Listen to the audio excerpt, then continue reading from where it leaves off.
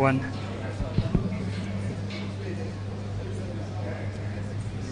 Clear from the shot, eh?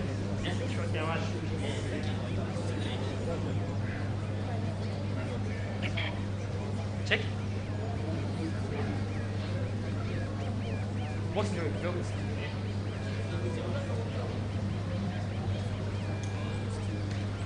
Ladies and gentlemen, the Prime Cabinet Secretary and Cabinet Secretary for Foreign and Diaspora Affairs, His Excellency Dr. Musalia Mudavadi, and His Excellency Right Honorable Raila Odinga, former Prime Minister of the Republic. Karibuni.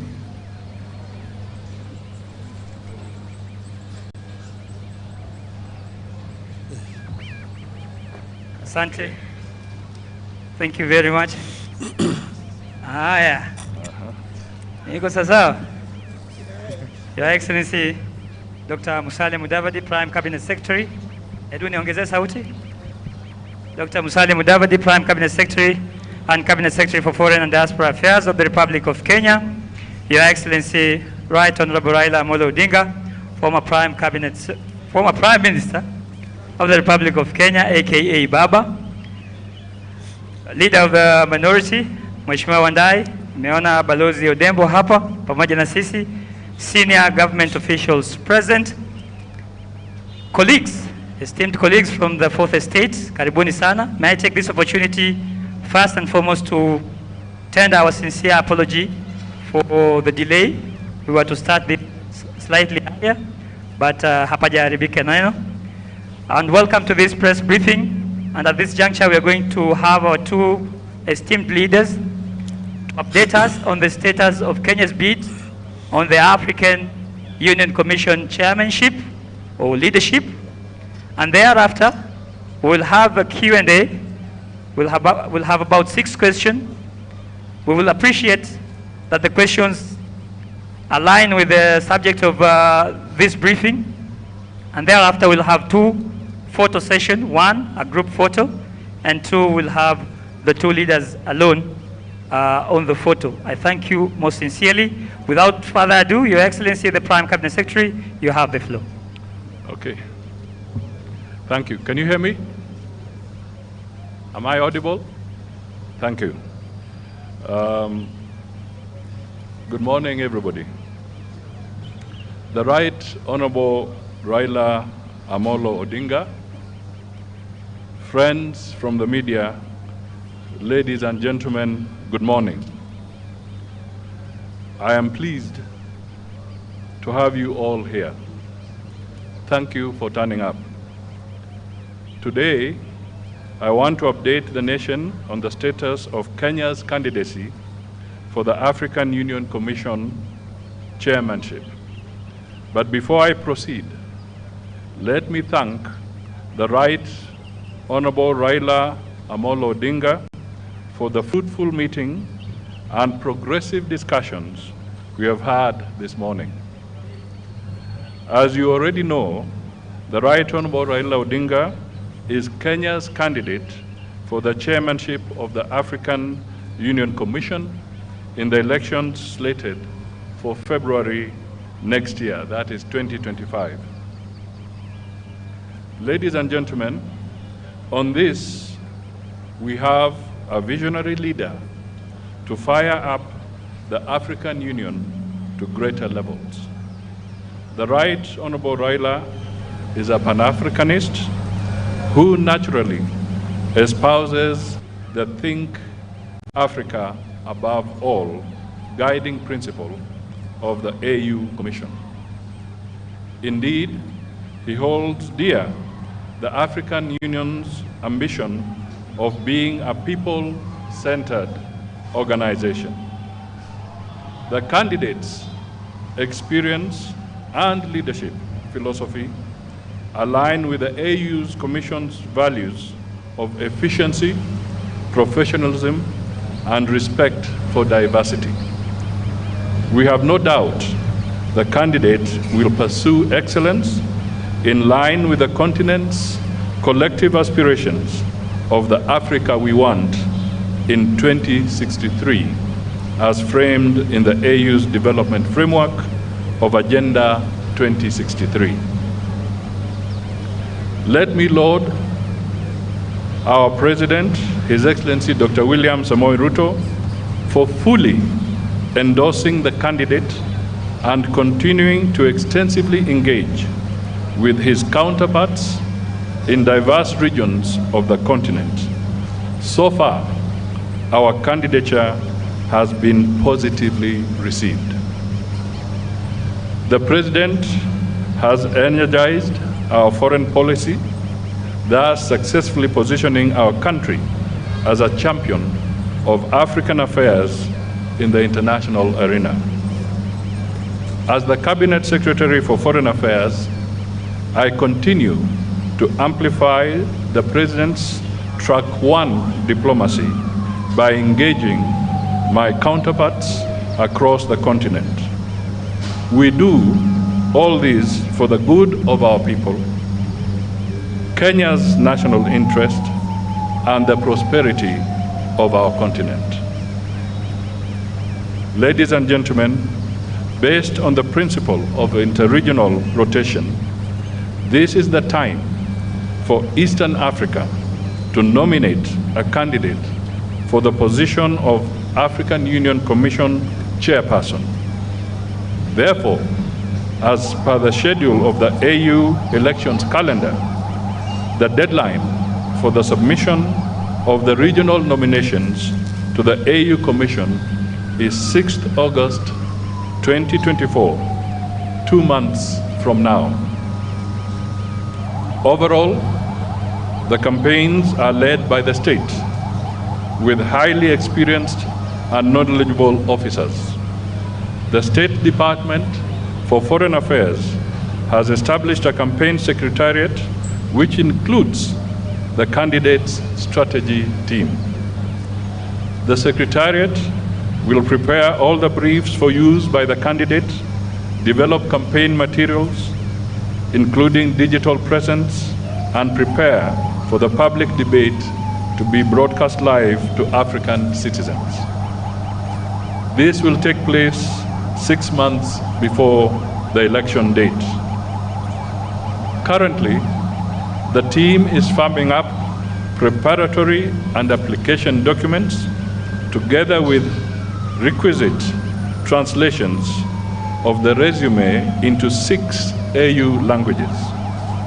That is French, English, Kiswahili, Arabic, Portuguese, and Spanish. This should be ready for submission to the AU Secretariat by the end of June 2024. An empirical campaign strategy has been developed, which includes identifying opportunities, challenges, and risks that our candidature faces. Additionally, the campaign involves outreach programs to capitals of AU member states, briefing of Kenya missions abroad, and engagements with diplomatic corps in Nairobi. Kenya is certain that our candidate, the Right Honorable Raila Amolo Odinga, has credentials and the passion to advocate for Africa's interests globally and champion for more opportunities for Africa and her people. I now invite the Right Honorable Raila Amolo Odinga to make his remarks. Thank you.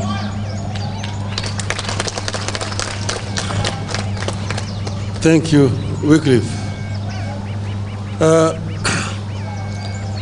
We have had a meeting with the Prime Cabinet Secretary and Cabinet Secretary for Foreign and Diaspora Affairs, my brother, Honorable Wycliffe Musalia Mudavadi, who led a team of government officials.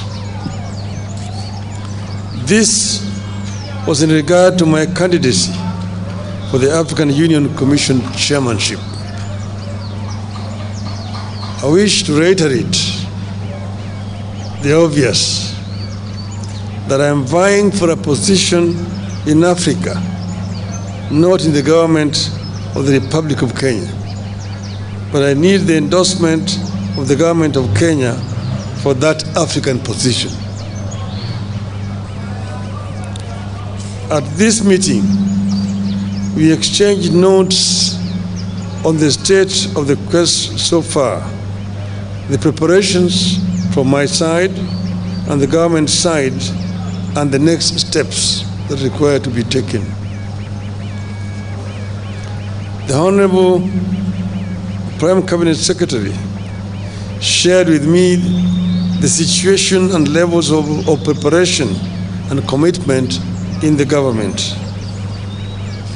I have been very encouraged by the number of senior government officials offering to be part of this journey out of an understanding that we are in this as Kenya and not as partisan political parties.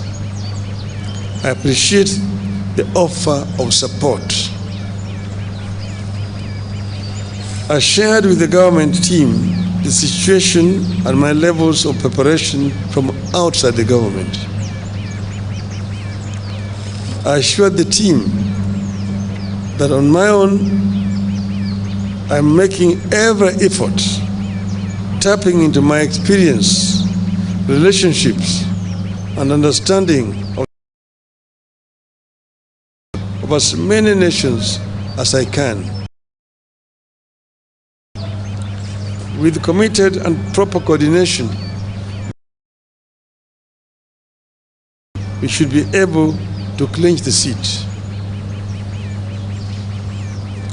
We agree and synergy as we embark on that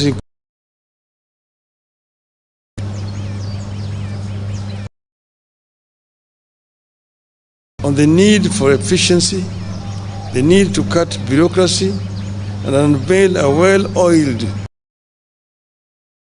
effort going forward.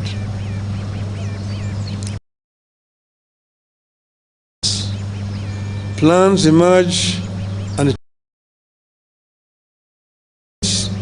change suddenly, and we need to be able to respond to them as suddenly as they emerge.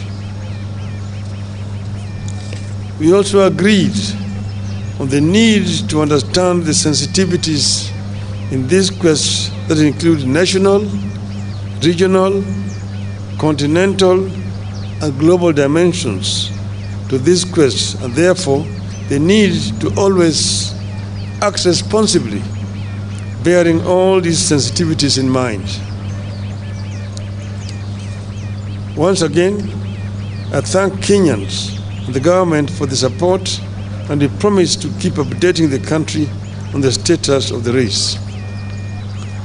As I conclude, I just want to say that I have been requested by many friends, because many people have been surprised and wondering how I came to this. Many of my friends from outside Kenya approached me and told me that this position of AU chairmanship is becoming vacant next year. They have looked around the continent and feel that among the people who may offer themselves, you have the best credentials to take this organization forward. After lots of soul-searching and consultations among my colleagues and friends, I made the decision to agree to accept the request. As you know that I had been the African Union High Representative on Infrastructure Development for 5 years. That position gave me an inside picture of what is happening in the AU, what the potentialities are in the AU, what are the challenges, and what are the weaknesses that they exist there. I believe that I have sufficient knowledge and experience to be able to move the AU forward. AU is an institution that was founded by the founding fathers of our nation. And their dream was an Africa that was united, an Africa that was cohesive, an Africa that was developed. The development of Africa can only be done by Africans. I am myself a Pan-Africanist and an Afro-optimist. Afro-optimist as opposed to Afro-pessimist. Afro-pessimists are the people who have given hope in Africa, say that Africa is a lost cause, it's a condemned continent. Afro-optimists are those who believe in the ability of the African people to develop Africa. That Africa, the richest continent on the planet Earth in terms of resources, is also the poorest in terms of development. This is the paradox that we want to solve. We want Africans to be able to take charge of Africa. We want to expand the communication and trade among the African people. I was telling my brother here that when I was a student in Europe in the 60s, it was a nightmare to travel across the continent of Africa, of Europe. In Europe, to move from one country to the other, you needed a visa. And if you did not have a visa to transit to one country, they arrested you at the border and returned you where you come from. Today, you can travel across the whole of Europe, the Schengen visa. You want to enter somewhere and you can go to all parts of Europe. Yet in Africa, you still have a problem. Aliko Dangote, one of the most prominent African businessmen, was saying just the other day that he needs 35 visas to travel across the continent of Africa. His French counterpart, who is his competitor, does not need, using a French passport. With a Nigerian passport, you need 35 visas to travel on the continent of Africa. You ask yourself why? Why can you not have one African visa? It can be done.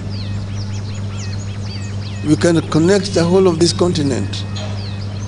And that's why I've been talking of the story of African lion. That the African lion must wake up now and claim the 21st century as the African century. Thank you, ladies and gentlemen.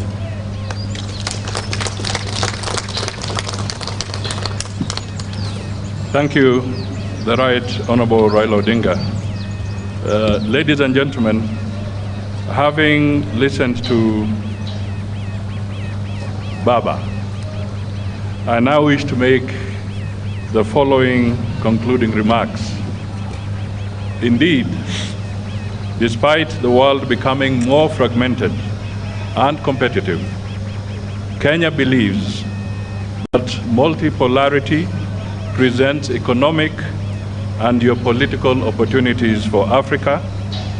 Therefore, a whole of AU strategic approach to the emerging world will enable member states to project a common voice on global matters of consequence and enhance Africa's bargaining power for mutual benefit. And indeed, the Right Honorable Raila has summed this up.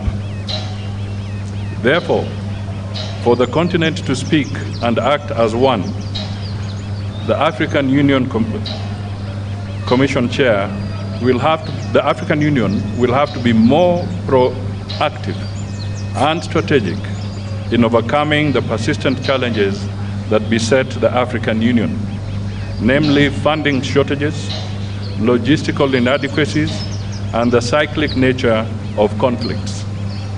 Additionally, the AU continues to grapple with cases of political instability and economic intricacies, weak international influence, and undue external influence, driven by a new Cold War in the continent.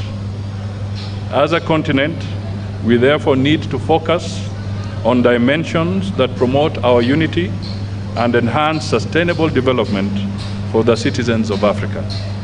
This will include infrastructural connectivity, and he has spoken briefly to that aspect from his previous assignment, reduction in costs of doing business in the continent, accelerating the realization of the visa-free program, and promoting a common language for Africa. Also important is environmental protection of the climate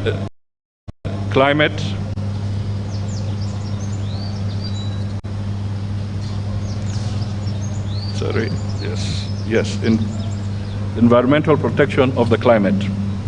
The continent should work in one voice to campaign for reforms of the international organizations and global financial institutions.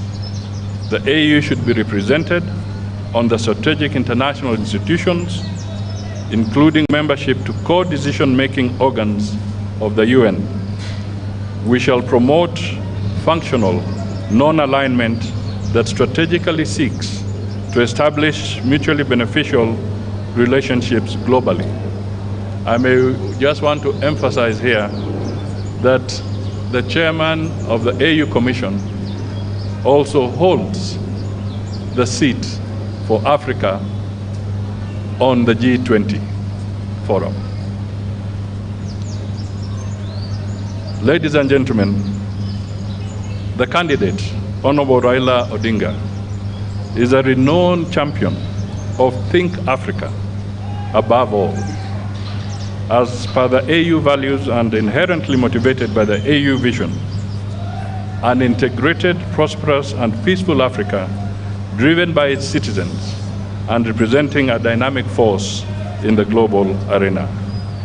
Our continental body should increase Pan-African awareness among a critical mass of citizens and promote the Africanization of our elites to proudly contribute to Africa's development goals and discourses.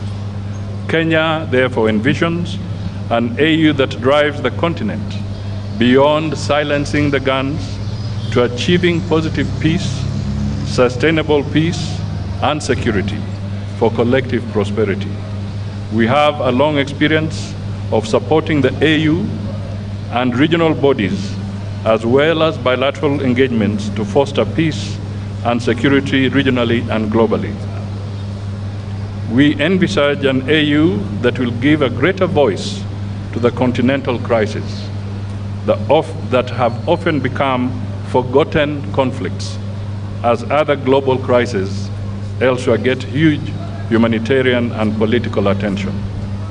As a government and a country, we wish the Right Honorable Raila Odinga God's speed in this noble endeavor for the continent. God bless Kenya and God bless Africa. Asanteni sana.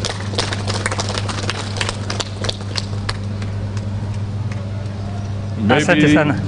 There could be just a few questions. Thank you, Excellency. We'll have a few questions. We have Brenda, step forward.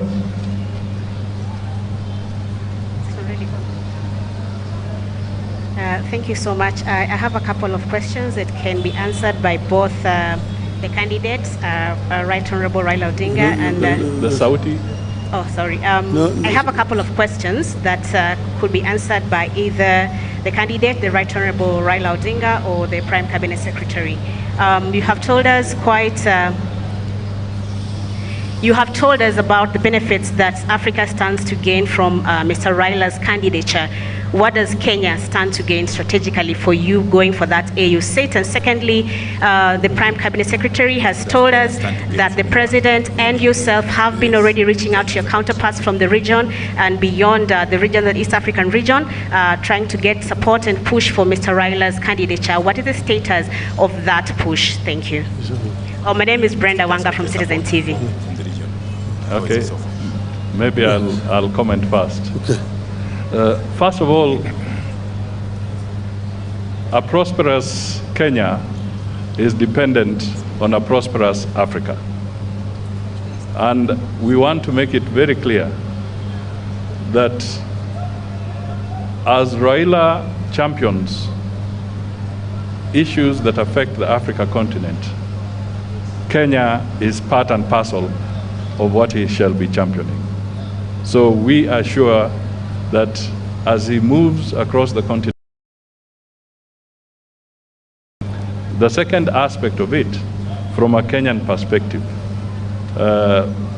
we must look at it also as this is not a localized issue. It's not. This is a national interest for the people of Kenya to the African continent. And as I said, we see an embodiment of this. Thank you. Well, Africa. What equivalent to what the rest of Africa is going to get? If we improve as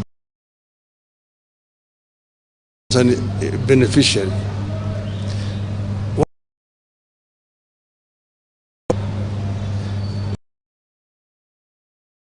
that's only 15%. Inter-European trade stands at 70%. Inter-Asian trade is now, even South America,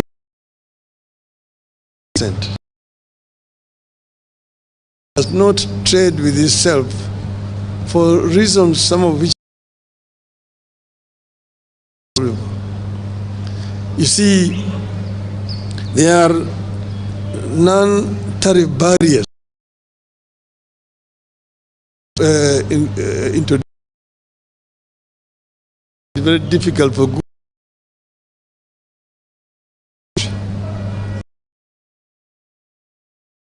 infrastructure challenges that makes it very difficult for Africa to trade with itself.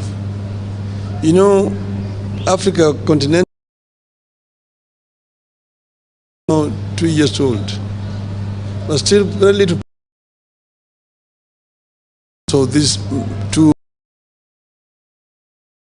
as the High Representative, I realized the challenges. Like you've been talking about intra-African highways, the Cape to Cairo, the Dakar to Djibouti, Dakar, Lagos, Lagos, Mombasa, and so on and so forth. We've been talking about the continental high-speed railway network. One, Beira to Walvis Bay. One, the old Benguela line, Lobito to Lubumbashi. The other one is the high-speed railway along the coast from Lagos to Cairo. The other one is our LAPSET, the Lamu Port, South Sudan, Ethiopia Transport Corridor, which as a representative of the AU on infrastructure, we actually extended from Juba through Bangui in Central African Republic to the Port of Cameroon to create a land bridge that links the Atlantic Ocean to the Indian Ocean, and opening up the interior of the continent, which are landlocked, for trade. See, for example, Kenya grows tea. How does Kenya export its tea to Central African Republic? Between Kenya and Central African Republic, there's only South Sudan. South Sudan is the only country between Kenya and Central African Republic. But how do you take your tea there? There's no infrastructure. You have to find a ship that will go around the Cape, along the western coast, to the Cameroonian port of Douala, and then by road to Bangui. The French are there ahead of you. That's why they drink in Bangui Kenyan tea, christened as English breakfast tea. But with a lab set, we can be able to take our goods there. But this infrastructure cannot be developed country by country. You need to have a mechanism at the center that is coordinating funding for this infrastructure. If you want to do the lab set, Kenya can only do its part up to the border with South Sudan.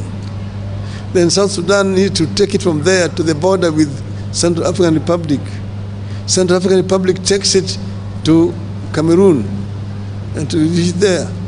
But you need a center to be able to coordinate funding, to mobilize funding for this infrastructure development, which are cutting across the continent. That is why those things have not been done. That's why even the trans-African highways have not been done, and so on. So, getting there, we are also talking about the high-speed fiber optic network connecting all the African capitals.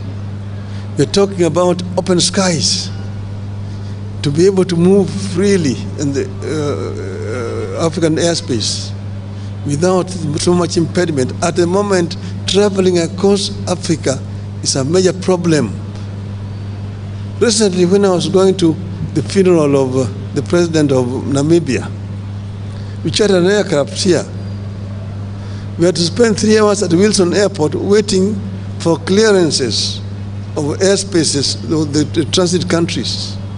You have to get a clearance to fly over Tanzanian airspace, DRC, Zambia, Botswana, and Namibia itself. And it's expensive. The other day, I was in Dar es Salaam going to Niamey in Niger. There, you had spent 10 hours waiting. You need a clearance over Uganda, over DRC, over Central African Republic, over Cameroon, Nigeria, and Niger. And that is what is making the air transport in the continent so expensive. It is easier to move goods by air. You need to put facilities across the continent. And then have also an African continental air traffic control. In Europe, you only need one permit and you can fly all over the countries of Europe. Here, you need to get permission from Nairobi, Dar es Salaam, Kinshasa, Lusaka, going down those sides. So all this is what is making inter-African trade difficult. I've told you about the issues of visas. It's another problem, and so on and so forth. We've been talking about making the Nile River navigable, so that you can be able to move from Mediterranean Sea to Lake Victoria. Ships can move from Europe and don't have to go around the Horn to come to our coast to the other side. You can go right on the Nile to Lake Victoria and land there in Jinja, in Kampala, in Kisumu, and in Mwanza. Those are some of the projects that will be done. And if you open up those way, Kenya will be a major beneficiary, and Africa generally. So we have ideas which we think, if implemented, will improve the inter-African trade. Thank you. Asante sana. Thank you so much, Your Excellency. In the interest of time, Your Excellency, we are unable to take more questions because the Prime says is needed somewhere in Nandi in the next few. Okay, one question. Excellencies, my name is Mwangi Maina from the Isili Voice. First question to the former Premier. Some Kenyans and some Africans feel that Nairobi fronting your candidature is a way of settling domestic political scores. Do you think you're exporting domestic politics to Addis Ababa? The other question to you, former Premier, it's about the Kenya stance, Kenya openly standing with Israel, which has been committing a genocide in Gaza.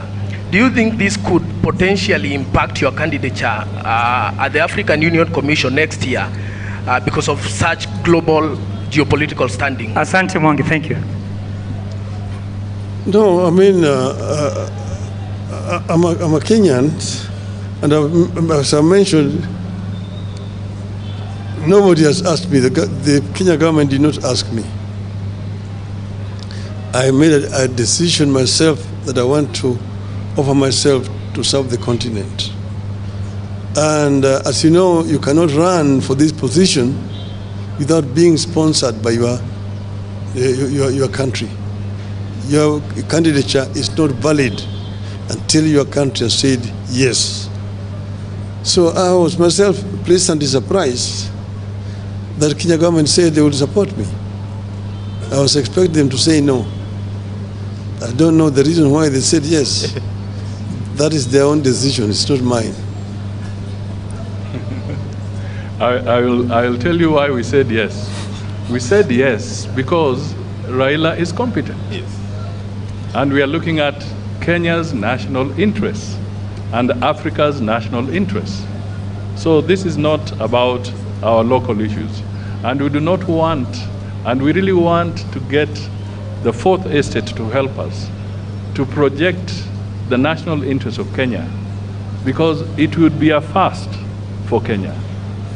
And it would be an opportunity for Kenya to offer leadership to the African Union. And Raila Amolo Odinga has got the requisite experience. As I said in another forum, he has seen both hot and cold. And Africa is beaming with both hot and cold.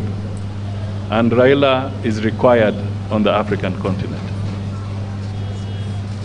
Your Excellency. On the issue of Israel, it's just, I think yesterday, the Gaza issue, I issued a very clear statement on behalf of the Republic of Kenya, where I said that Kenya stands for a two-state solution, so that Israel stands as a nation, and the people of Palestine should also have their state as a nation. So under no circumstances is Kenya favoring one against the other.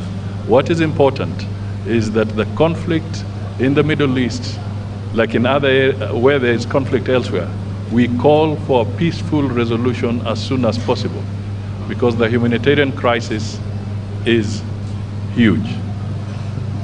Your Excellency, my name is Jeff Kirui from KTN News. Jeff. Yes. We are done, Jeff. Just Please, one final please, question. Jeff. Please, Your Excellency. Tafadhali, Prime anafaa kwenda mbali. final Tafadhali. Let's end it there. Yes, the question is regarding EAC. They have been pushing for one candidate. The newest kid on the block, Somalia, has its candidate. In the eastern region, we have Djibouti and Seychelles who also have candidates. Is it a concern to you that this might complicate matters, considering the two-third requirement to clinch the seat? And also, could you clarify on the composition of your campaign team? As I said here, that we are focusing on Kenya's candidacy. Yeah. Other countries that have their wish to front a candidate will speak about their own. Yes. But for now, as far as we are concerned, we have a long journey to go to campaign, and our candidate is Honorable Raila Amolo Odinga. And as I indicated in my earlier remarks, that the strategy is in place, and we shall be looking at all the challenges and opportunities as we go along. And I think I should also tell you that subsequent to this, I think the lady had asked, I want to emphasize that our president has also made several strides in talking to his counterparts across Africa. And all that, I'm sure, will count for something in the next few months. Thank you. Thank you very much, ladies and gentlemen. We are now going to the next session, photo session, very quickly. Can I be assisted to move the podiums, please?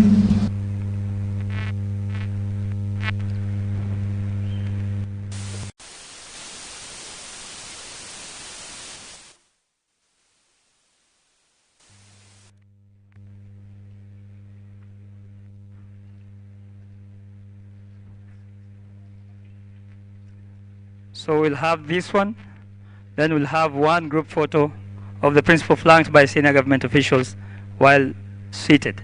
Thank you. Okay. Can I be assisted to bring the seats here? The seats are here. Sit. Chukule. Songeza mbele kabisa. So they are flanked nyuma. Bring the seat.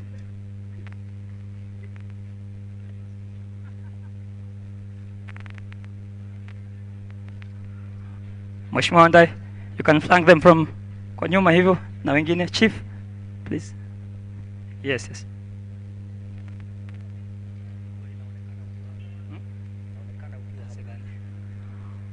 Okay, in 10, 9, 8, 7, 6, 5, 4, 3, 2, 1. Thank you very much indeed. Thank you.